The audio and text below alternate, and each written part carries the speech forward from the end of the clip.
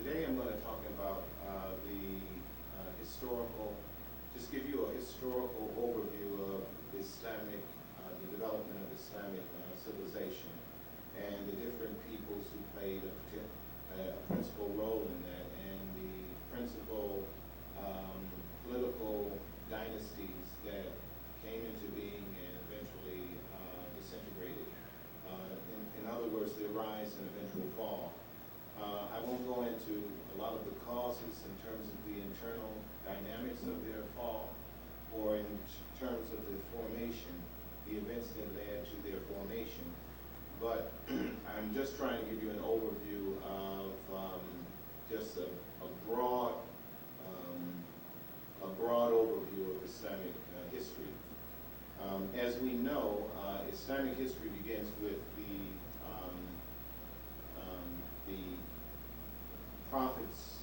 Prophet Muhammad, 1400 years ago, his embracing of the revelation of Islam, his embracement of the revelation of the Quran. That is when Islamic civilization begins. Prophet Muhammad's prophethood lasts for about 23 years, after which time the first leader of the Muslim community comes into being as Abu Bakr. Abu Bakr's reign lasts for about 2 years. He dies, and the next leader of the Muslim community, Uthman, comes to being. I mean, not Uthman, but Umar. Umar's reigns last for about 10 years. After Umar comes Uthman. After Uthman comes Ali. And then after Ali comes the establishment of what is called the Umayyad dynasty. The Umayyad dynasty was basically situated in Syria at the time. And the first leader of the Umayyad dynasty was Muawiyah. That lasts for a period of time from about 650 to 750, about a century. The Umayyad dynasty lasts. And then the Umayyad dynasty is overran, and another dynasty comes into being. There's a revolution that takes place in the Muslim world for various reasons, and the Abbasid dynasty comes into being. Its headquarters established in Baghdad. The Umayyad dynasty, the Abbasid dynasty lasts for about 750 years. It lasts for, about 750 years, a little less than that. It lasts until 1258. Warring tribes in the steppes called the Mongols come in and they devastate the Muslim world, including Baghdad, and they take it over.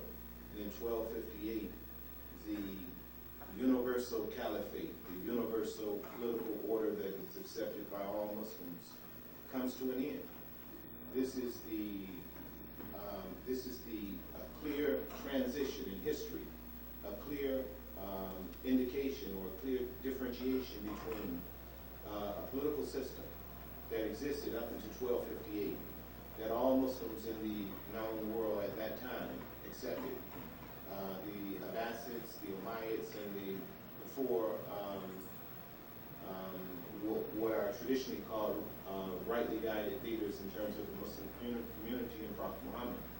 There was a universal acceptance at that time of the universal Islamic authority, and that existed up until 1258.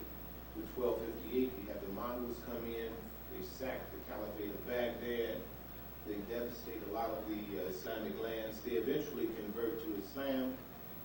However, from that point on, no political authority is able to successfully assert itself as the universal Islamic authority throughout all of the Muslim world.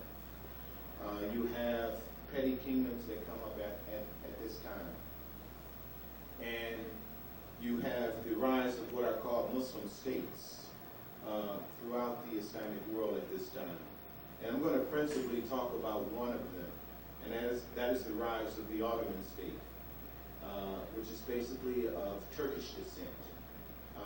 But I will touch on a couple of others. There were three principal Muslim states when we arrive at the 16th century.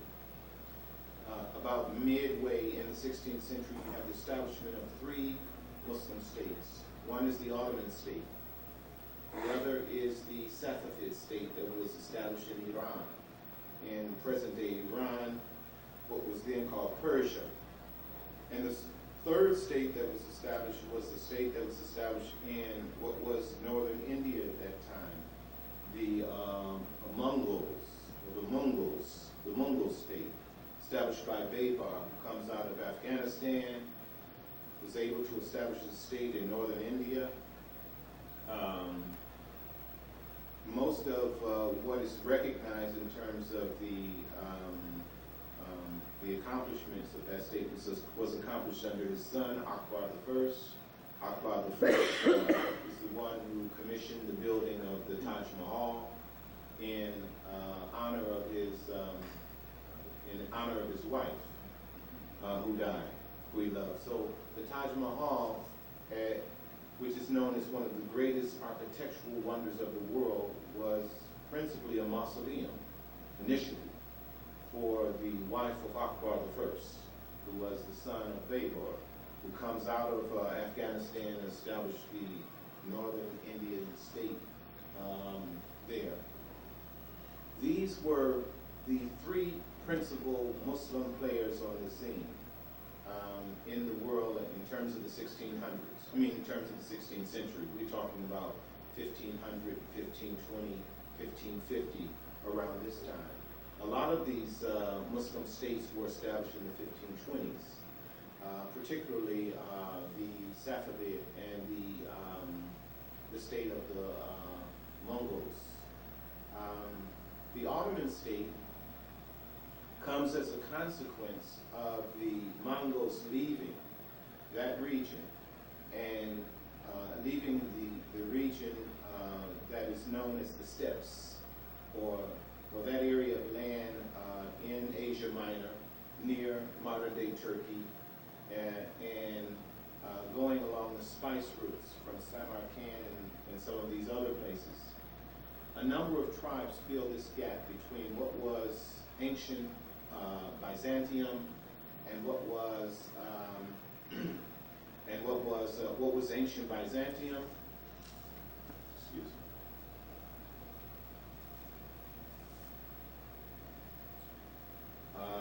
And what was the traditional Middle East, what we know as the traditional Middle East. Syria, the States, Northern Africa, Saudi Arabia. But between those two areas, between Western Europe and between the Middle East, there's a landmass. And that landmass, there were contending Turkish tribes, 10 in all, that were able to carve out a niche and to create city-states, warrior states, in a sense. Many of them converted to Islam. Many of them justified war on the basis that they were Ghazis, who were warriors of the faithful, and that they were going to establish Islamic governance over these areas that they were conquering. A justification, just like the way in which the term terrorism is used today. You use these terms in order to justify certain kinds of means that you have. Sometimes that the terms are used to justify means that are just, and sometimes the terms are used to justify means that are not. And likewise, the Mongols, I mean not the Mongols, but the Turkish tribes in these northern steppe areas used Islam as a rallying cry, as a mechanism to conquer then territories. Out of these 10 Turkish tribes, one arises out of that group. The one that arises out of that group is are under the chief of Osman. Osman is Osman comes into being around 1281. He lived between 1281 and 1324. He is the founder of the Ottoman Empire. In fact, the name Ottoman, the derivation, it could be derived from the name of Osman. In Arabic, the pronunciation is Uthman. But the Ottoman state is established as a consequence of Othman, or Usman. It expands under his son, and it keeps expanding. There were a series of Ottoman rulers, from Osman to Suleiman the Magnificent, or Suleiman the First, or Suleiman the Lawgiver, as he was known in Europe, of quality military, political, and administrative leaders among the Ottoman leaders at that time. Around the 1560s or so, they begin to spread out, not only in terms of Europe, but also in the East. And to give you some idea of the amount of territory that was administered by the Ottoman Empire in its heyday, around the 1550s, 1560s, 1570s.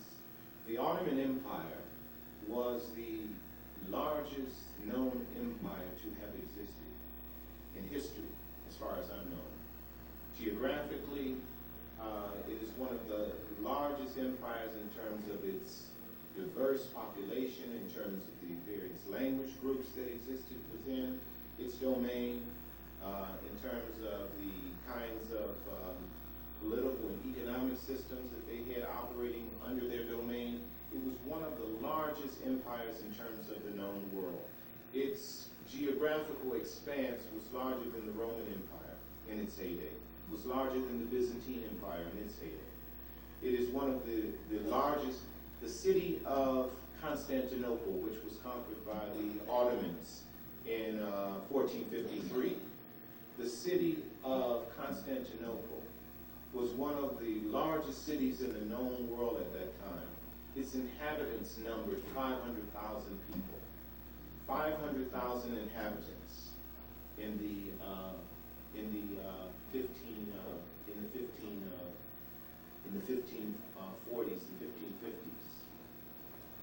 1550s. The population, to give you some example, the population of what was it? The population of England at this time, at the same time, the population of England was somewhere in the area of 2.5 million people. The population of France was about 5 million people. The Ottoman Empire at this time governed a population somewhere in the area of 14 million people at the time. So we're talking about tax systems set up. We're talking about a very sophisticated administrative system, a very sophisticated conscript for war and what have you. They established what was called a system of a new army, in a sense, which in the West was called the Janissaries. And what they would do is they would go principally in the Balkan area, in Christian areas, and to seek out converts. And since, to gain a place within the Ottoman Empire meant that you were better off than if you weren't conscripted. I mean, your family was taken care of, you were taken care of, you had the best possible education, because this was a dominant empire of the day. So to be attached to it, to serve in it, meant that you gained certain kinds of privileges. Best education, the best clothes, the best food. They were able to convert a lot of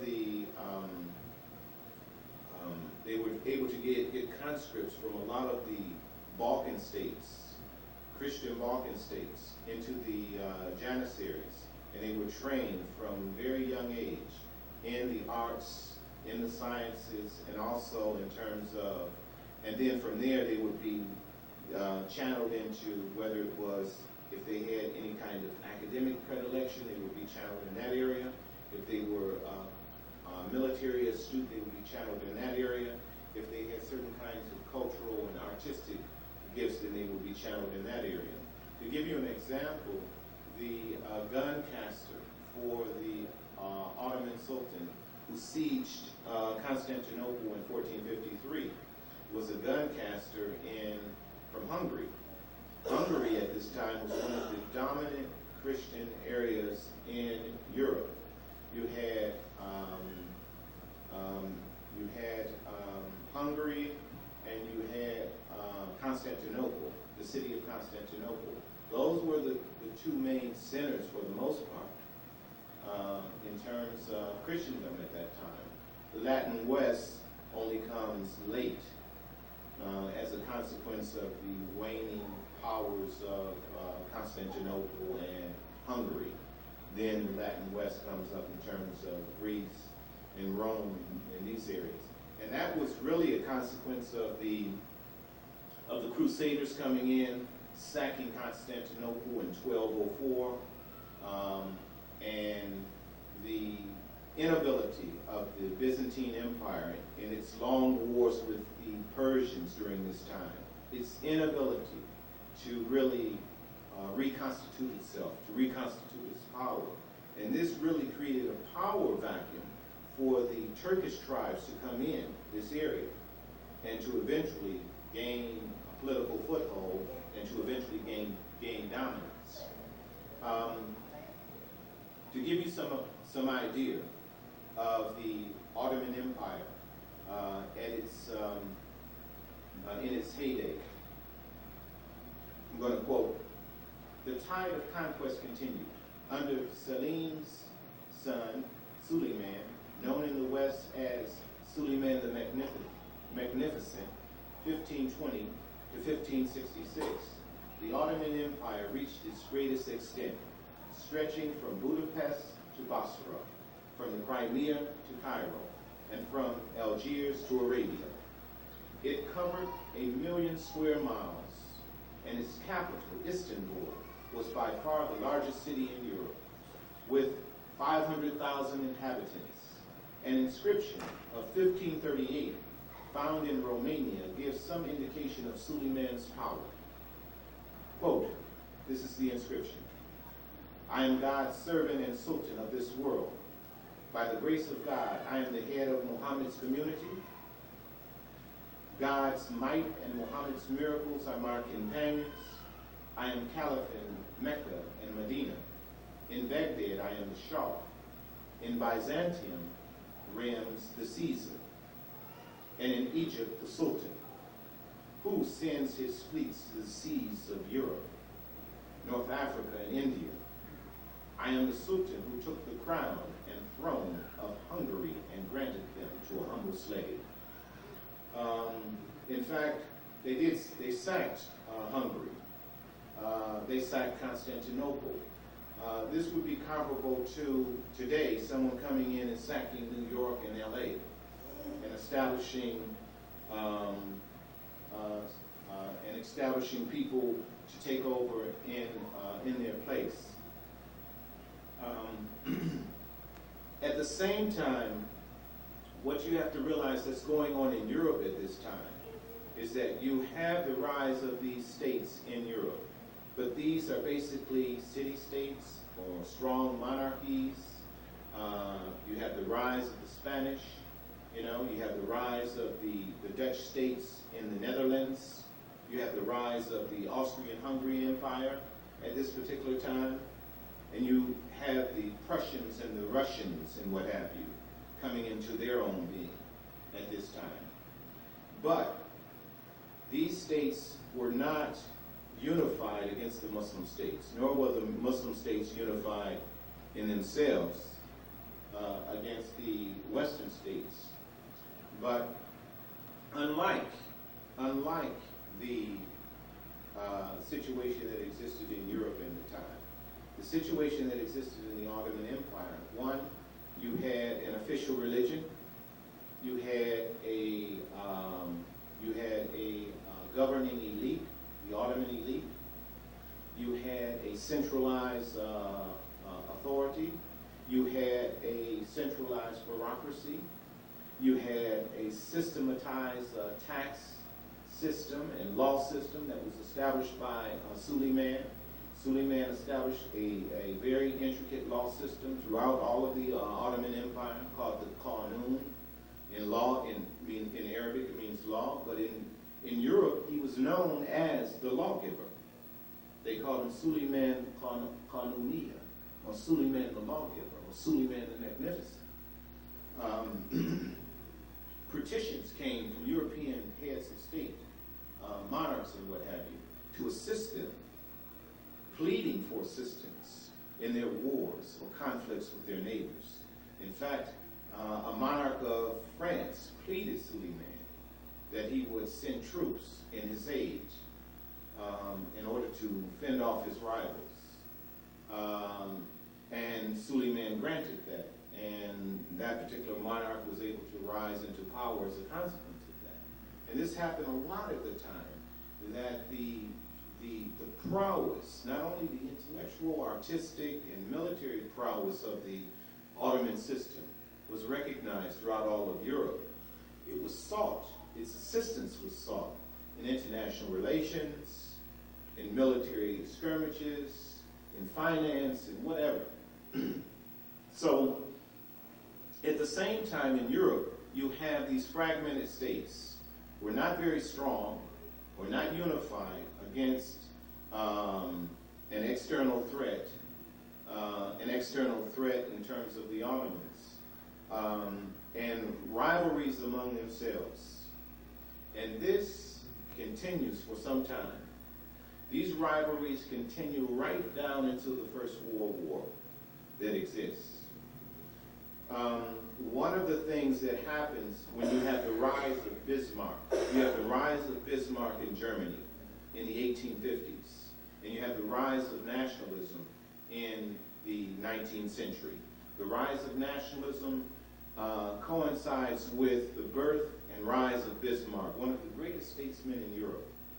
And what Bismarck was able to do was to unify these small municipalities, or these small municipalities in governing the area surrounding what we know as Germany today. These were all little small city or small principalities that were unified as a consequence of Bismarck.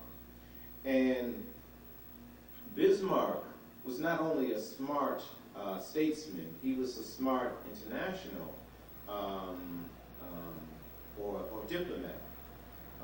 One of the things that he was able to do was to marginalize his enemies by creating alliances with their enemies. And one of the concepts, can I go over here? Sure. One of the concepts in international relations is what is called a balance of power.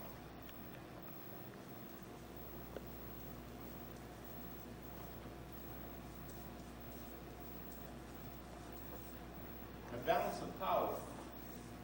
Let's say you have three major powers in the world. And when Bismarck comes on the scene, there are three major powers, for the most part, on the continent of Europe.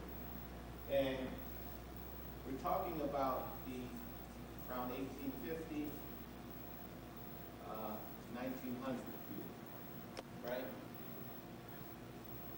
You have three major powers on the scene. You have the French, you have the Russians,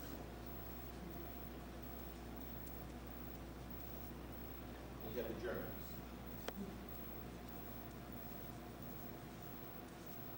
Now, Bismarck comes in, he's able to unify Germany. The monarch in France is pretty powerful. And then you have the Russians with all of these resources, this massive land mass, and they're beginning to modernize as a power. What Bismarck understands is that he can't afford to have Russia and France to unify against him. Because if France and Russia unifies against him, then he becomes a minor player on the continent of Europe as a consequence of that. So he has to do something to marginalize these great powers, France and Russia. So what he does is that he creates an alliance with Austria, Hungary. He creates an alliance with Austria-Hungary, and now his power has expanded in terms of Europe, right? He creates an alliance with Austria-Hungary that if Russia invades Austria, that Germany would come to their aid in peacetime. Now, this is unparalleled in European history for the most part, of creating peacetime alliances for the eventual outbreak of war. So you have the alliance system in Europe beginning to solidify. Now, what Bismarck was thinking is that these were defensive alliances that were not intended to last for very long, but to only last for a limited period of time. One was to marginalize the Russians, to keep them contained, to keep them without trying to seek out the Russians have constantly been trying to seek out a warm water port. The whole purpose of them invading Afghanistan was the purpose of gaining some kind of warm water port. The purpose of getting access to the Balkan states, that gives them access to ports. The Balkan states sit right on port cities, the states of Georgia and so on and so forth. These are part of the Balkan states. So the Germans wanted to contain the Russians, and they wanted to marginalize the French as well. So they created alliances with people who bordered them, Austria-Hungary here, to marginalize the Russians and the French. In response to that, Bismarck's alliance system, creating alliances with the Italians in case the French attacked them, right? He created an alliance with the Italians in case the French attacked the Italians, that the Germans would come to the Italians' aid, and he created an alliance with Austria-Hungary in case that the Russians attacked the Austrians, that Germany would come to their aid. Now, Germany was by far the largest power, but now Germany's power has expanded as a consequence of this. The French, although there are internal differences between the French and the Germans, from an ideological and philosophical standpoint, from a tactical and military standpoint, they think that they're being isolated and marginalized by Germany and Bismarck. So they create trade in terms of loans. Loans go to France, or loans go to Russia in exchange for guns. At any rate, they're supporting one another in terms of their military buildup. Russia is seeking to modernize. France is able to get loans to the Russians, and the Russians are able to get military hardware to the French. And they're able to build up a trading alliance that would eventually cement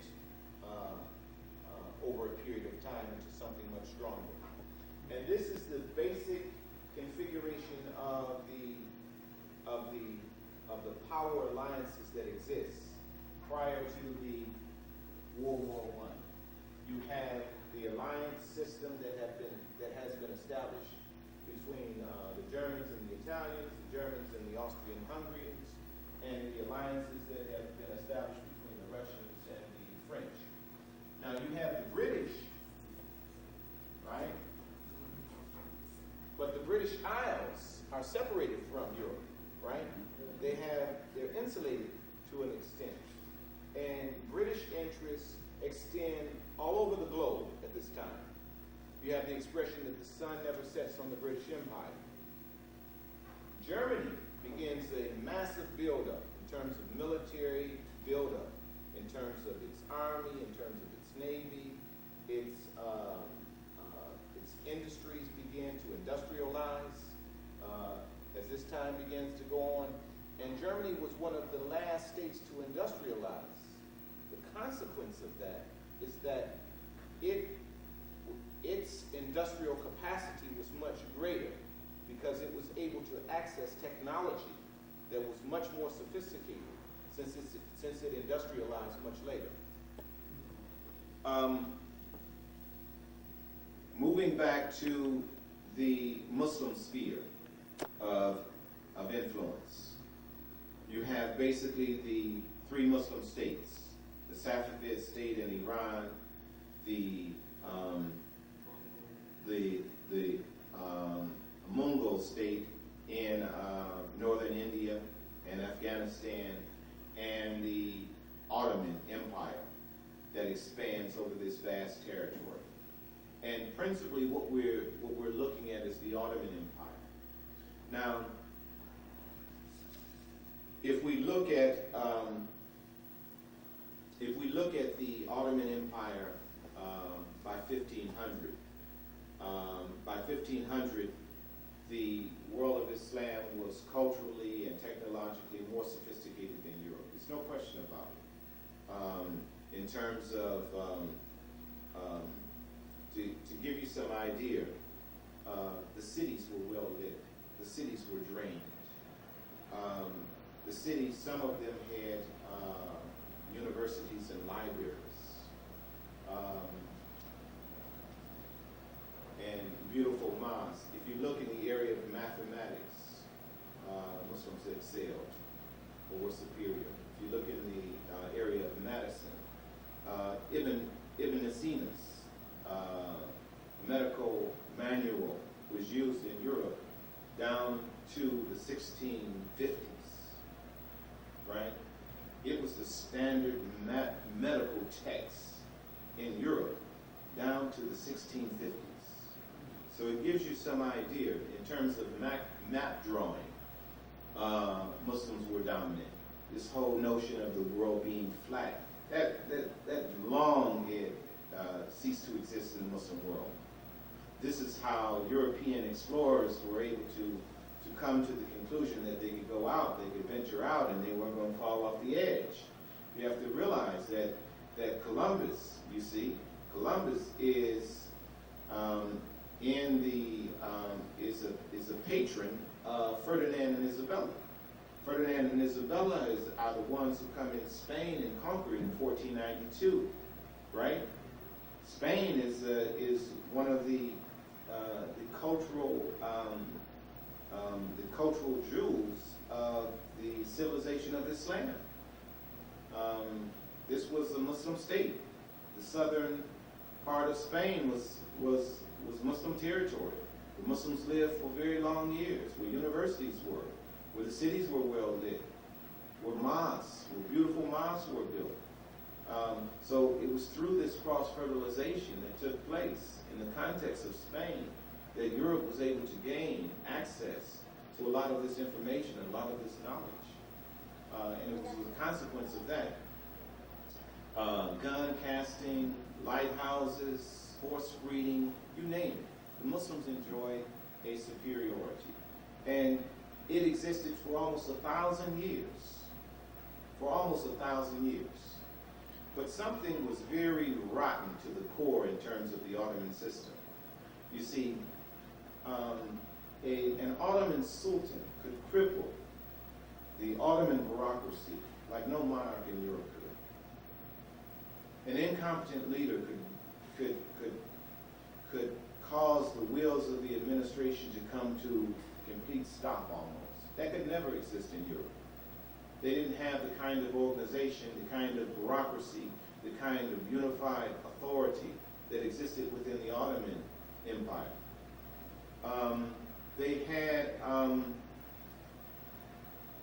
They were given over time to a kind of conservatism. And this sets into any expanding empire, or this in terms of any world power, that over time, or any corporation or industry, over time, practices develop. And those practices become so commonplace that it becomes sacrosanct, in a sense, to tamper with them. I know many of us probably have jobs that we have that they'll have meetings at certain times. And those meetings may have served a purpose at some time in the distant past. But or they may have certain procedures in place. And those procedures served a purpose at some particular point in the history of that organization. But they don't serve any purpose today. But those practices or meetings or procedures continue even after the point of their usefulness or their practicality has ceased to exist any longer. But the practice itself continues to exist. This is a kind of conservatism that overtakes an organization or even a state power. So there was a kind of conservatism that set in. And this conservatism led to lack of technological innovation, lack of military innovation, lack of ability of listening to these people. Are we going to do anything, or should I continue? I guess I should continue. Just continue. Okay. The other thing is that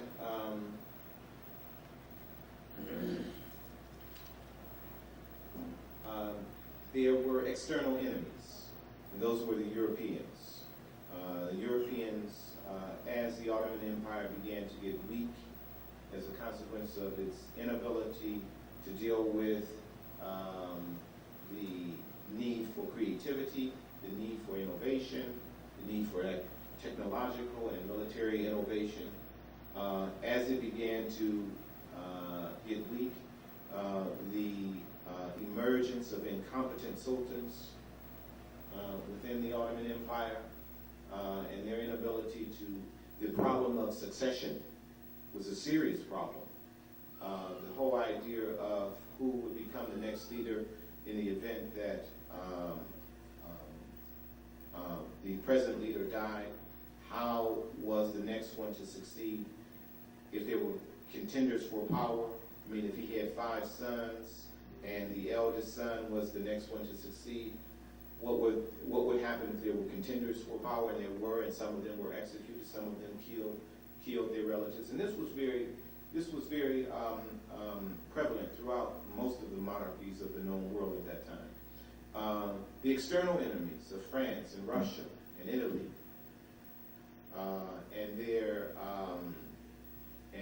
and the British, and their desire to gain access to the possessions of the Ottoman Empire. It was known in Europe as the Eastern Question. You know, what are we going to do with the Ottoman Empire, the sick man of Europe? But they still had these internal rivalries among themselves, and they were still jockeying for power among themselves. You know, you had the French who invaded Egypt in 1798, and then you have the British who go and conquer Egypt from the French, right? Well, Egypt was an Ottoman possession, right?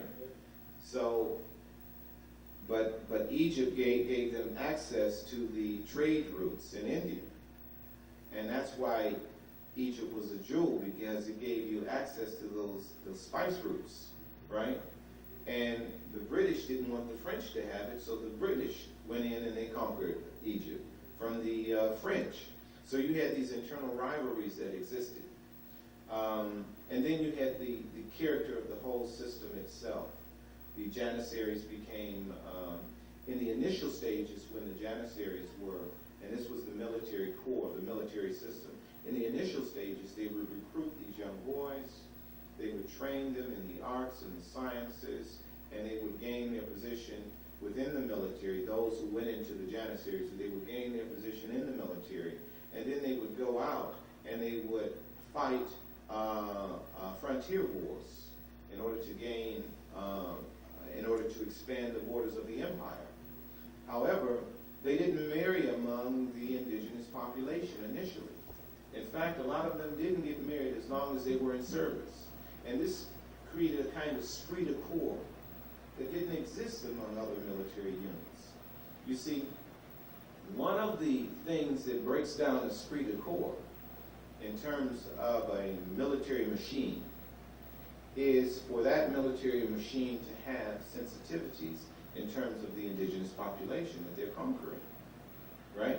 So as you begin to marry into the indigenous population, you see, take on wives, you have interests in terms of seeing that this local system survives in the way in which the indigenous people want it to survive. Then the esprit de corps in terms of the military machine begins to break down. And this is one of the things that happens in terms of the Janissaries.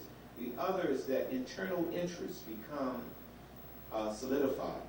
You know, we're ordering certain kind of gunpowder from an ex-supplier, you know, and I'm getting kickbacks, ordering those supplies from him. Now you have someone coming in and saying that there is a new technological innovation that has been proposed in terms of this new gunpowder. And I'm trying to get the Ottoman government to begin ordering this gunpowder from me. What do you think the bureaucrat who's getting kickbacks on the gunpowder that is of superior status is going to do? It's going to block the technological innovation in terms of the gunpowder that already exists. And he's going to justify it on the basis of certain conservative principles, right? So that also exists. So you had the internal threats, you had the personal failings of the system itself in terms of the sultans, their inabilities, their incompetencies as time goes on, and you had the character of the system as a whole in terms of its inability to take on the kinds of technological, administrative, and military innovation that was necessary.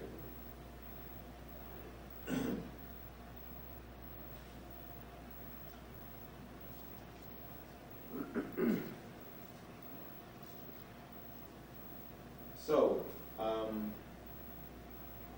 as I said, so you have these two systems that exist.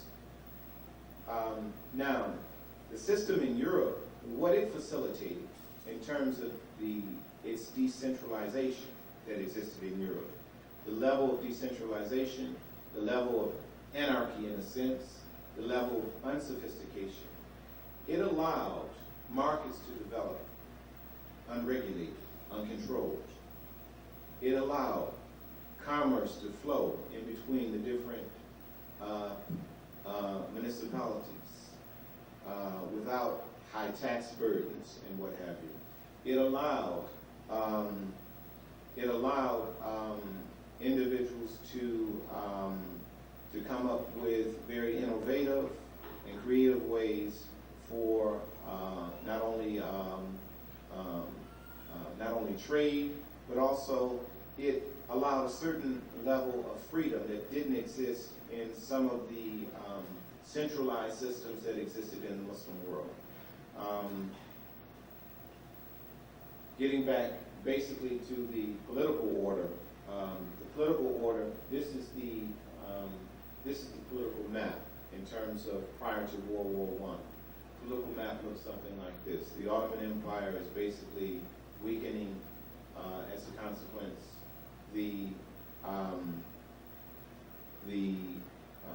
There's a conflict that exists between Austria and the Russians.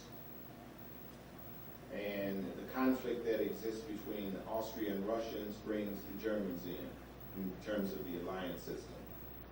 And the conflict that exists between Austria, the Germans, and the Russians bring the French in. And there's a domino effect as a consequence. It's just a domino effect as a consequence of this alliance system. Now, all of this takes place, curiously enough, after the death of Bismarck. After the death of Bismarck,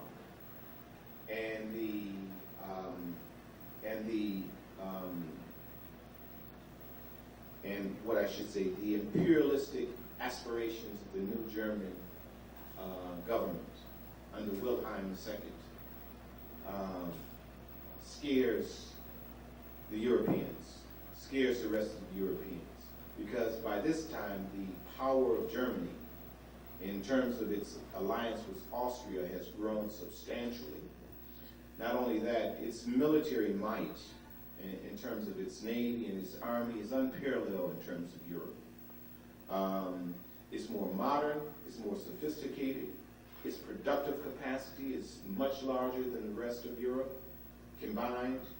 Its productive capacity is much larger than the French, much larger than the British, and much larger than the Russians. Its access to vital markets in terms of wheat and guns and ammunition and the materials that you need in order to run an economy or a war machine, the vital resources like oil and what have you, are it's self-sufficient for the most part in terms of that, in terms of its internal territory. So alliances begin to take place between the British and the Russians, the French and the Russians, in order to encircle Germany. And as Germany feels that it's being encircled, Germany begins to make demands. And as a consequence of this, World War II breaks out. World War I breaks out. And it breaks out regarding the possessions in terms of the Ottoman Empire. And I'll pick up from there next time. Question. Yes. You didn't mention Kemal Atatürk. Right. And some of his socially retarding ideas with regard to Islam. And we know, he had a Jewish wife. Obviously, she had some influence on his decisions. But can you give us some input on that? Well, I'm really not there yet, for one. Oh, okay. I'm only at World War I. World War I hasn't taken place, and Kemal Atatürk hasn't come into his place of prominence in terms of saving whatever's left of the Ottoman Empire. Okay. That's basically what he did. He saved what was left. And one of the things to keep in mind when you're talking about Ataturk are really these three schools of thought that come out of the Muslim world. These three schools of thought that come out as a consequence of a lot of people like to use as a good turning point the French invasion in Egypt in 1798. That something seriously had gone wrong in the Muslim world, that a foreign power could come in and occupy one of the major jewels of the then known Islamic empire, the Ottoman Empire, right? This is comparable to an occupying army coming in and occupying the state of New York, or occupying, better yet, occupying the state of New York and California, and setting up shop. It would wreak havoc on the American psyche. Well, it did the same in terms of the psyche of Muslim intelligentsia of the day. And three schools of thought emerge as a consequence of that. One, let's go back to the past and physically and literally relive the Islam as it was lived in its original, at its original time, at its original place. Let's go back and live and implement things literally and rigidly, right? Well, you can't go back to the past because the past is past. So that is an impossibility. Then you had the other school of thought who said, the things that are causing us to decline is Islam. So let's sever our connection with Islam altogether and embrace the West wholeheartedly in terms of its technological, industrial prowess that we see on the uprise. Let's embrace these new innovations from the West. And let's sever the ties with our Islamic past. And then you had the third school of thought that said, Let's take those innovations from the West, but let's take the best of our tradition and merge the two, right? And let's create a synthesis, right? Let's create a synthesis between these new innovations and our Islamic legacy and past, and create a new Islamic future. So these were principally the three major schools of thought. And now, these are theoretical positions. Now, when you get to having to really deal with hard issues on the ground in terms of what it takes to modernize the state, create a new educational system, right? Create a new bureaucracy, right? That's accountable. Create a new civil service. Create a new tax system in terms of how land will be taxed, how ownership of land will be taxed. To create all of these new systems, when you have systems already in place that have legitimacy, how do you legitimize the creation of these new systems? This is what Kemal Atatürk is faced with. So a lot of times, the way in which he's portrayed is really an unjust position in terms of the way in which he's portrayed. They only say that he did this, he did that, with no idea of what the goal was in doing those things. What was the goal? Whether we agree with him or not, what was the goal? And then that will give us some rationale why he did the things that he did. Likewise,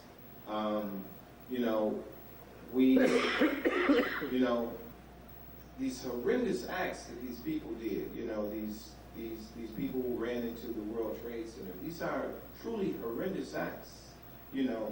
Not that no one has attacked American soil from the World War of 1812. American soil has not been attacked since the War of 1812.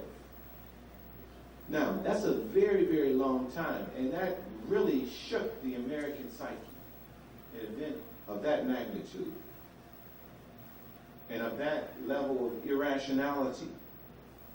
In a sense, it's almost ineffable. Words cannot explain an event of this magnitude. However, the kind of thinking that caused individuals to do those kinds of acts can be explained. That can be explained. That can be understood.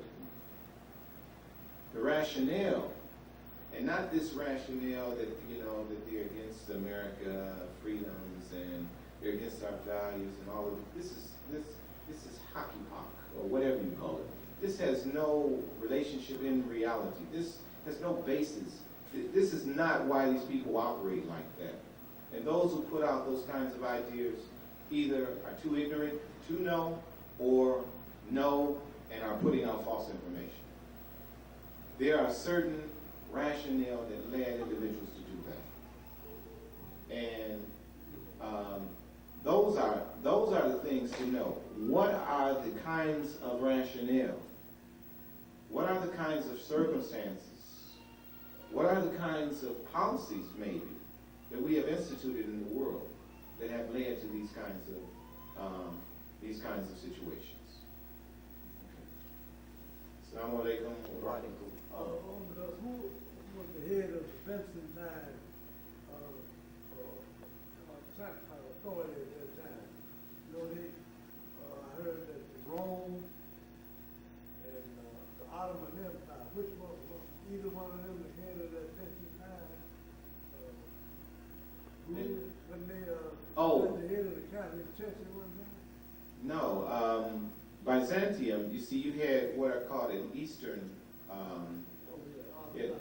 okay, that Byzantium was a civilization, right? Was a civilization basically stationed in the West, but we're talking about in Turkey, right? We're not talking about in the West, really in the East, in the eastern part of Western Europe. That was the Byzantium Empire, right? You had the Holy Roman Empire, and you had the Byzantium Empire. The Holy Roman Empire came earlier, and eventually it crumbles. But in the east, you had the Byzantium Empire. That was Greek, right? Yes, Greek Orthodox, right? It's basically Greek Orthodox as opposed to the Latin tradition of Christianity, right? I don't know if that answers your question. The Ottomans didn't take over that. What the Ottomans took over was the city that the Greek Orthodox, the major city that the Byzantium Empire had established its capital in, which was Constantinople. And they took that over in 1453. They conquered Constantinople in 1453. That's what they took over. But prior to that, in 1204, the Crusaders from the Latin West came into Constantinople and sacked it as well and took it over. So these are Christians who were fighting other Christians and took over Constantinople and sacked it in 1204. They eventually regained it, but then the Ottomans came in 1453, sacked it again, changed the name of the city to Istanbul. To this day, it is a major city in Turkey under the present Turkish government, and it never reverted back to the West. It stayed one of the areas under which predominantly Muslims reside.